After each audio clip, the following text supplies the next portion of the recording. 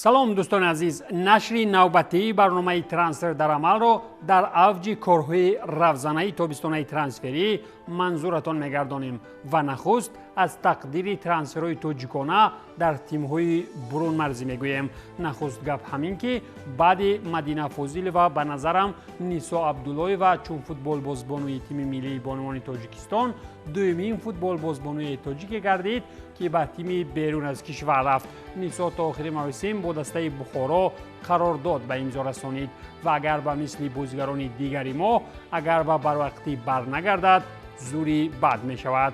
ترانسفر نوبتی دفاعگر منتخب مردانه تاجیکستان وعدت حنانوف را باشد. اگر در سطح خود فوتبال ایرانی بهاگذاری کنیم این یک پس‌روی است، زیرا رفتن از تیم اول این تیم تا به دسته زینه سیوم با نام سپاهان البته به مدت 2 سال خود نه پروگرسی داخل ایرانی است، ولی از جانب دیگر اگر به تیم ششم ایران هم رفته باشد مهم در لیگ پرقوت این کشور هنوز پابرجاست. در قیاس فوتبالی البته که چمپیونات کلانترین دولت فارسی زبانان از لیگ‌های دیگر منطقه 10 سر و گردن بالاست. همزمان بازیکن تیم امید کشور عادلجان انوشیروانی به دسته وایدن آلمان از لیگ پنجم این کشور پیوست و امید می‌بندیم که با مرور زمان دسته‌های این جوان از روی لیگ‌ها هرچی تیزتر و تیزتر بالا رفتن می‌گیرند. بازیکن 19 ساله کشور ارتور فوزیلوف بعد یک مدتی برآمد در صف دسته راسینگ پارتوینسه در دیویزیون ششم اسپانیا برآمد میکرد، برای بازبینی به صف دسته ایسلچ بلاروس دعوت گردیده است و اگر کارها درست گیرند دست پروری ریگارتا دست در مملکت بلازوبیلشینا تکمیل مهارت میکند. یک فوتبال بازی دیگر تیم امید کشور علیشیر رحیموف که با دسته بروک قهرمانی ملی لیگ روسیه گردیده بود به صف دسته آرسنال از لیگ برتر بلاروس پیوست و ممکن که اگر یگان وقت آفتاب از سمت مقابل برآید ما این فوتبال باز را در صف آرسنال اساسی در انگلیا ببینیم.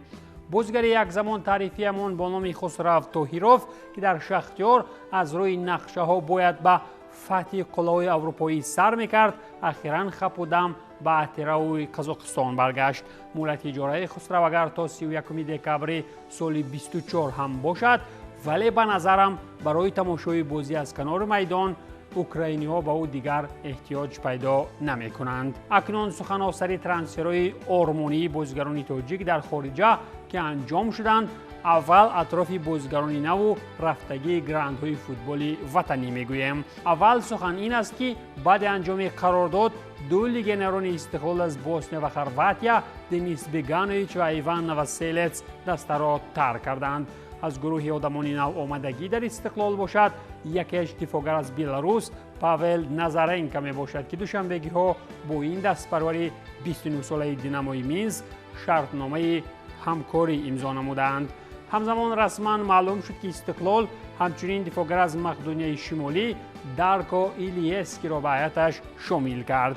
همزمان خبر دیگری وابسته به بازیگران استقلال آن است که پرسپولیس از برای حمدانی کمالوف $100,000 پیشنهاد کرده است، اما رهبریت استقلال این پیشنهاد باشگاه ایرانی را رد کرده ابراز داشتند که دسته حالا با کمالوف خیر و خوش کردنی نیست. خلاص قهرمانان فعلی مملکت به نفر یک زمان کار آزموده در دیویزیون چندم اسپانیا اعتمادی قوی دارند. استقلال که پیش از این موسم به بلاروس رفت و در مینسک نسبت چند بازیگر محلی اشتیاق پیدا کرد میتواند ارتیوم سوکول را به دست دارد. در دسته این حال از روی زور و توان دوم مملکت هم تغییرات چشمرس کادری به نظر میرسند.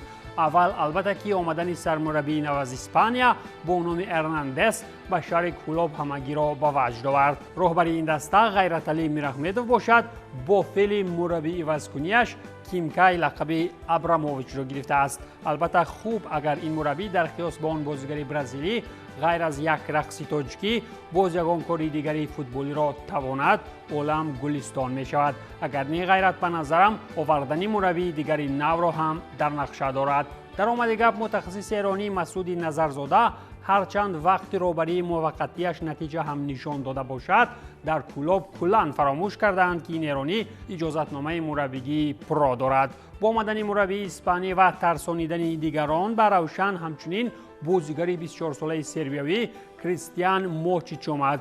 خلاص که این نوبت هم اگر در سبقت‌های موسمی روشن به چیزی نرسد، پس پیکره طاهر مومینوف را در کلوب آرینا میتوان بالا کرد. این هم مربی بود که در یک موسم توانست 3 مرتبه استقلال را شکست دهد. خوجند هرچند که سال گذشته یکی از دسته‌های در جدول از آخرین یکم بود، ولی از روی قدرت و اقتدار در فوتبال ما شامل سگانه زورترین هاست. از این رو سومین دسته که به ترانسفرهایش ما کاردار میشویم، البته که عقابان خوجندی میباشند. اول اینکه دلر مخاتو و دلشاد بازاروف دسته خوجند را ترک کردند، ولی در آمدی گپ کامران ترسونی و علاقه هندو شده. بعد اینقدر فرصت ها راه سمت لانه عقابان را گم نکرد.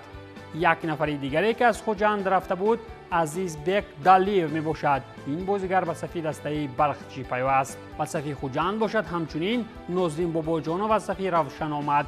یک بازیگر دیگری نوی خوجند دورجان ارگاشو می باشد که آغاز سال جاری به متالورگی بکاباد پیوست، ولی به زودی سرحد را گذشته علاقه با پیراهن کبود انتظار روشن شدنی ورزشگاه است.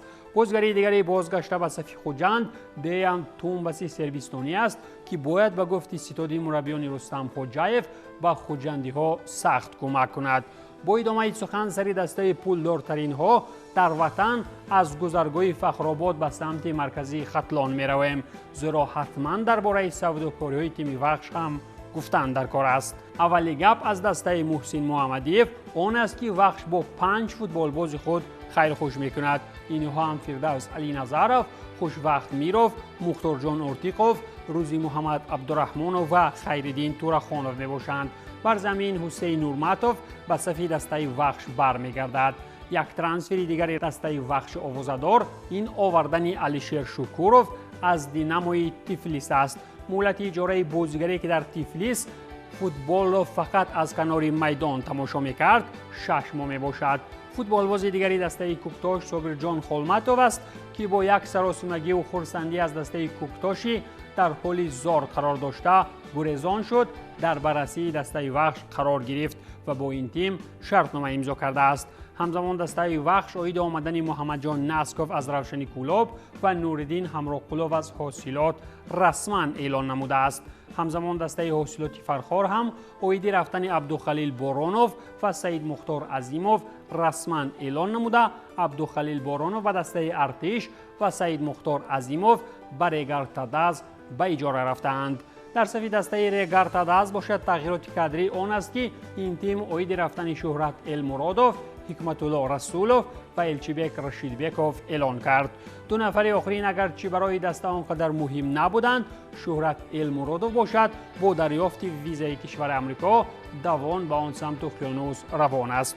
خلاص که اگر چنین شانسی رفتن به امریکا اگر بازیگران دیگر هم پیدا کنند، با فکرم در دسته‌های به مثل فیضکند دیگر یگان بازیگر نمیماند. نفری نوی به فوتبال بزرگ شهری ترسونزاده آمده باشد محسن عبدالغفارov است که کوکتاش را در و یک طرف گذاشت و از این پس با زینالدین رحیموف همکاری ها را ادامه می دهد. تغییرات احتمالی وابسته به یکی از سرمخلص‌ترین دسته‌های وطنی با نام استرافشان باشد از بررسی موفق خورشید عبداللهیف، دلرشاه مرادوف، نیدایار زبیرov و محمدزاده از جانب این تیم وابستگی دارد. همزمان گریز اسلانوف از صفی فیضکند دیواسی هم در بررسی دسته استرافشان قرار دارد. تغییرات آخرین وابسته به دسته عضو لیگ عالی باشد.